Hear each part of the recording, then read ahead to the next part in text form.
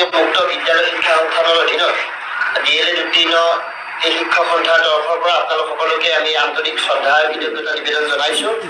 আৰু আমি আজি এটা বিশেষ গুৰুত্বপূৰ্ণ বিষয় লৈ আপোনালোকৰ লগত আমি কথা পাতিবলৈ আহিছোঁ।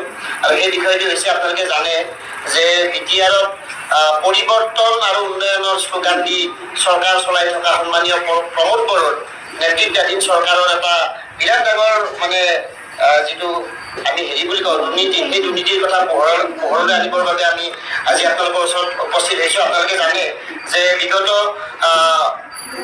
জানুৱাৰী মাহৰ 17 তাৰিখে আমাৰ বিটিআৰ গভৰ্ণমেণ্টৰ পৰা প্ৰাথমিক শিক্ষাৰ LP আৰু UP শিক্ষক নিযুক্তিৰ বিজ্ঞাপন প্ৰকাশ পাইছিল।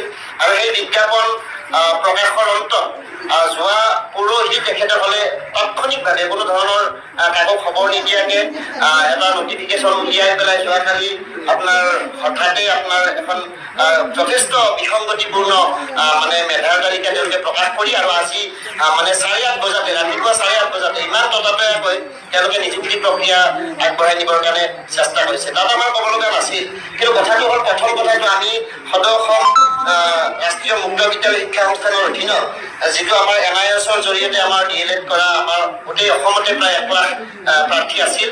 আৰু এই 1 লাখ প্ৰাৰ্থীৰ বিপৰীতে এটা সুপ্ৰিম কোৰ্টৰ হাৰ্ডিং ওলোৱাত আমাৰ গোটেই প্ৰাৰ্থীসকল বিপদত পৰিছিল। আৰু সেই সময়তে আমি মহামান্য গুৱাহাটী উচ্চ ন্যায়ালয়ত আমি এটা গোচৰ ৰুজু কৰিছিলোঁ। আৰু সেই গোচৰৰ ভিত্তিত আপোনালোকে জানে যে গুৱাহাটী উচ্চ ন্যায়ালয়ে আমাক এই কেছটোত এটা দি থৈ দিছে, আমাক ইণ্টাৰিম অৰ্ডাৰ দি থৈ দিছিলে যে যিকোনো নিযুক্তি প্ৰক্ৰিয়াত আমাৰ প্ৰাৰ্থীখিনিক যদিও চাকৰি দি পাৰ্মানেণ্ট ফাইনেল চাকৰি নিদিয়ে তথাপিও আমাক ইয়াতে সংলগ্ন কৰাই থ'ব, আমাৰ পোষ্টখিনি ৰিজাৰ্ভ কৰি ৰাখিব যেতিয়ালৈকে আমাৰ ফাইনেল জাজমেণ্ট নোলায়।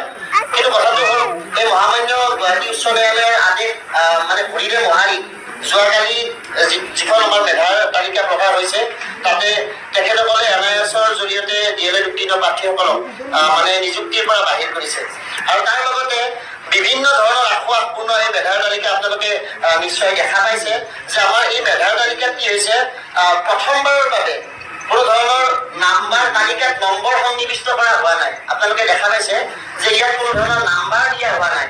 আজিলৈকে যেতিয়ালৈকে যেতিয়াৰ পৰা DLED বা টেটৰ জৰিয়তে আমাৰ শিক্ষক নিযুক্তি প্ৰক্ৰিয়া আৰম্ভ হৈছে তেতিয়া কোনো ক্ষেত্ৰতে আমাৰ নিযুক্তিৰ মেধাৰ নম্বৰ প্ৰত্যেকখন লিষ্টতে আছিলে। এইবাৰ পোনপ্ৰথমবাৰৰ বাবে আমি দেখি আচৰিত হৈছোঁ ইয়াত কোনো ধৰণৰ মেধাৰ নম্বৰ নোহোৱাকৈ আমাৰ তেখেতসকলে নিযুক্তি প্ৰক্ৰিয়া আৰম্ভ কৰিছে। কিন্তু খেলি মেলি আমি দেখা পাইছোঁ, আপোনালোকক দেখাব বিচাৰিছোঁ এই একেগৰাকী প্ৰাৰ্থী আলপনা দাস বুলি একেজন প্ৰাৰ্থীৰ নাম দুবাৰ আহিছে এই মেৰিট লিষ্টত। আপোনাৰ এইটো এখন নিযুক্তি তালিকাত কেনেকুৱা বিসংগতি, তাৰ লগে লগে আপোনালোকে জানে যে তেওঁলোকে যোৱাকালি লিষ্ট প্ৰকাশ কৰিছে যে NIS প্ৰাৰ্থীসকলক তেওঁলোকে দিয়া নাই। কিন্তু তাৰ পিছতো আমি দেখা পাইছোঁ যে ইয়াতে এই আমাৰ NISৰ কেণ্ডিডেট তেখেতসকলৰ নিযুক্তি লাভ কৰিছে। ইফালে তেওঁলোকে নটিফিকেশ্যন দিছে যে NISৰ প্ৰাৰ্থীসকলক তেওঁলোকে চাকৰি দিয়া নাই। কিন্তু ইয়াতে আপোনালোকে দেখা পাব ৰমেশ দৈমাৰী, ৰাজেশ দৈমাৰী আৰু আপোনাৰ মাৰ্টিনা বসুমতাৰী এইসকল প্ৰাৰ্থী সম্পূৰ্ণ NIS DLEDৰ প্ৰাৰ্থী আৰু তেওঁলোকে নিযুক্তি লাভ কৰিছে।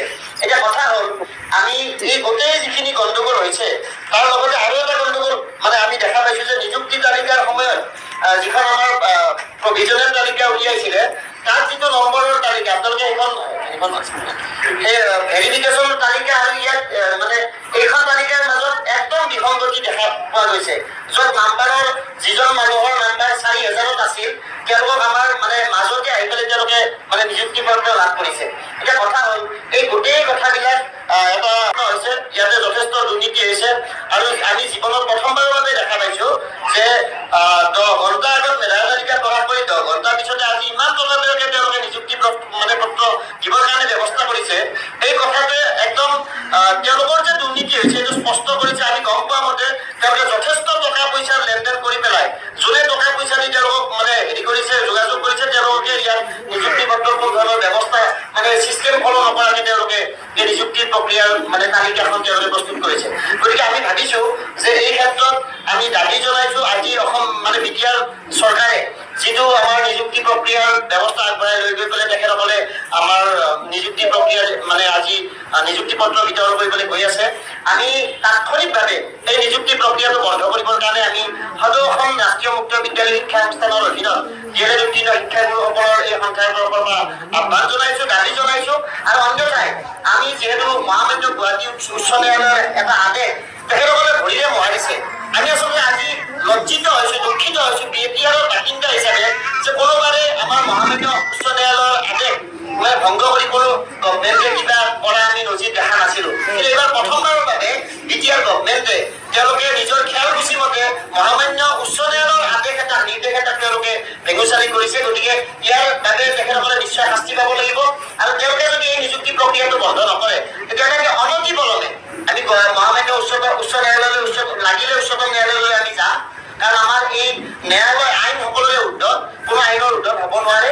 গতিকে সেই ক্ষেত্ৰত আমি আজি এই সংবাদমেলৰ জৰিয়তে আমাৰ BTR গভৰ্ণমেণ্টৰ শিক্ষা বিভাগলৈকে আমি দাবী জনাইছো তেখেতসকলে অনতিপলমে তাৎক্ষণিকভাৱে কাৰ্যকাৰী হোৱাকৈ আজি এই নিযুক্তি প্ৰক্ৰিয়াটো তেওঁলোকে বাতিল কৰক।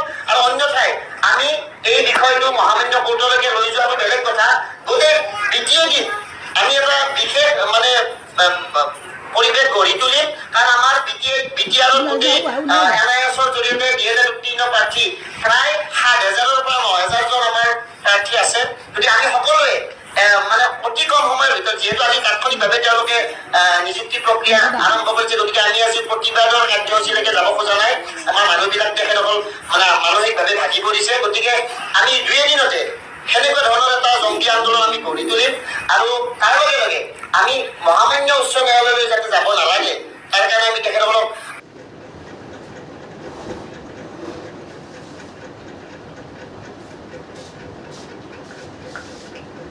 ইফালে অখিল গগৈ নিজৰাপাৰৰ বাসগৃহত শক্তি বিভাগৰ কৰ্মচাৰী বিধায়কগৰাকীৰ ঘৰত 2টা মিটাৰ সংযোগৰ বাবে গৈছে APDCLৰ দলটো। স্মাৰ্ট মিটাৰ সংযোগৰ ফলত বিদ্যুৎ বিল বৃদ্ধি হোৱাৰ অভিযোগ তুলিছিল অখিল গগৈয়ে। বৃহস্পতিবাৰে বিধানসভা চৌহদত প্ৰতিবাদো কৰিছিল শিৱসাগৰ সমষ্টিৰ বিধায়কগৰাকীয়ে। ইয়াৰ পিছতে তৎপৰ হৈ পৰিছে বিদ্যুৎ বিভাগৰ লোক। বিদ্যুৎ বিল পৰীক্ষাৰ বাবে অখিল গগৈৰ বাসগৃহত স্থাপন কৰা হ'ব 2টাকৈ মিটাৰ। আমি আপোনালোকক পোনপটীয়াকৈ তালৈ লৈ যাব বিচাৰিছো।